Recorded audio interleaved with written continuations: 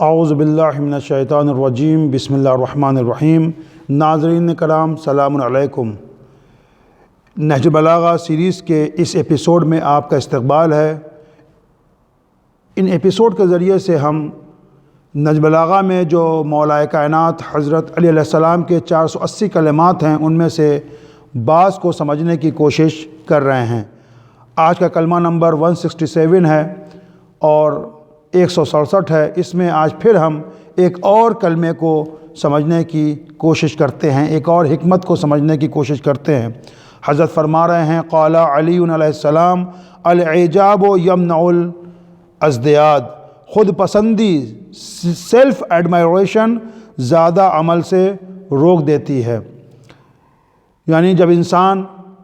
عجب کا شکار ہو جاتا ہے، خود پسندی کا شکار ہو جاتا ہے، سیلف ایڈمائریشن کا شکار ہو جاتا ہے اور اس میں مبتلا ہو جاتا ہے تو وہ زیادہ عمل نہیں کر پاتا۔ دیکھیے عربی میں دو چیزیں ہیں، ایک عجب ہے، ایک تکبر ہے۔ حضرت نے فرمایا عجب الاعجاب یمنع الازدیاد، عجب انسان کو زیادہ عمل کرنے سے، زیادہ ایکشن اور کام کرنے سے روک دیتا ہے۔ عجب و تکبر میں کیا فرق ہے؟ عجب یہ ہے کہ انسان خود اپنے ہی من میں اپنے کو لوگوں سے بہتر سمجھے، یعنی طرف مقابل کوئی نہیں ہے، وہ خود بخود بیٹھا ہوا ہے اور اپنے کو سپیریئر سمجھ رہا ہے، اپنے کو بہتر سمجھ رہا ہے، یہ ہے عجب۔ تکبر کیا ہے؟ تکبر میں طرف مقابل ہوتا ہے، کمپیریزن ہوتا ہے، اور تکبر کرنے والا فلاں شخص سے، ایک دوسرے شخص سے اپنے آپ کو بہتر کہتا ہے، سمجھتا ہے، یہاں پہ کمپیئر ہوتا ہے۔ لیکن عجب میں کمپیئر نہیں، بلکہ خود بخود بیٹھا ہوا ہے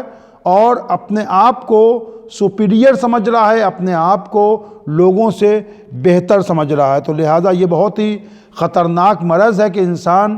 خدا نخواستہ عجب کا شکار ہو جائے، کیونکہ جب عجب کا شکار ہو جائے گا، سیلف ایڈمائریشن کا شکار ہو جائے گا تو انسان پھر یہ بیشتر عمل نہیں کرے گا۔ اور اس کی مثال ہم دیکھ سکتے ہیں، ایک طالب علم اگر خدا نخواستہ عجب کا شکار ہے، سیلف ایڈمائریشن کا شکار ہے، تو ایسا طالب علم جب خود تصور کر رہا ہے، سوچے بیٹھا ہے کہ میں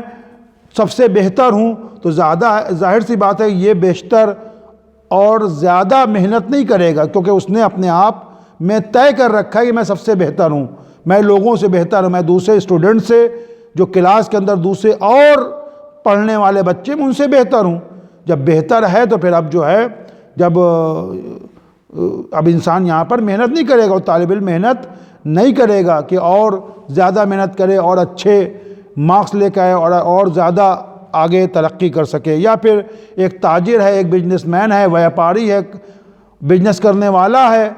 اگر وہ عجب کا شکار ہو جائے گا کہ میں تو سب سے بہتر ہوں تو لہٰذا پھر وہ جو ہے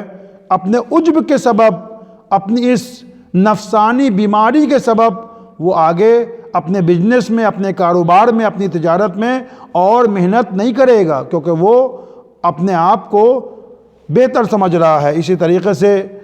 خدا نخواستہ کوئی عبادتوں میں عجب کا شکار ہو جائے کہ میں تو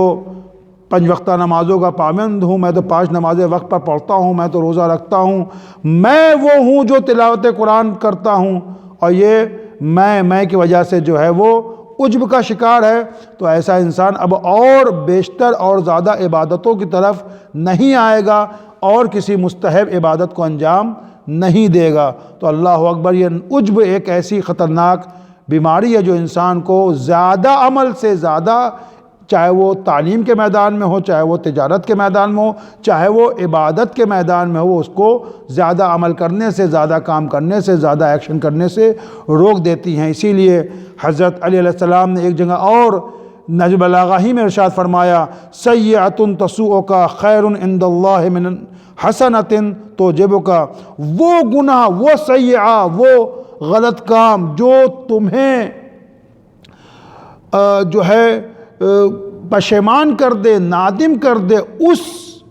عمل خیر سے، اس نیکی سے، اس اچھے کام سے بہتر ہے جس کے بعد تم عجب کا شکار ہو جاؤ۔ اللہ اکبر، یعنی جب انسان گناہ کرتا ہے، کوئی غلط کام کرتا ہے، اس کے اندر ندامت آتی ہے، شرمندگی آتی ہے کہ ہم نے ایک غلط کام کر دیا، تو پھر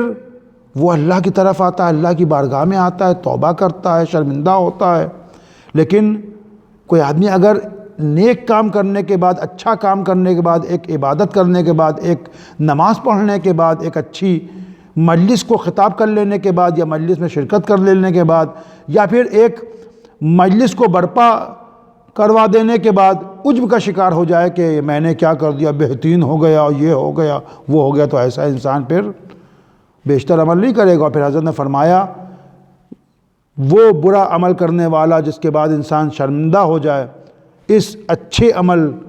والے سے بہتر ہے، کیونکہ اچھا عمل والا اب یہ عجب کا شکار ہو گیا، یہ اپنے من ہی من میں خوش ہو رہا ہے۔ تو لہٰذا آئیے ہم پروردگار عالم سے دعا کریں کہ اللہ ہم کو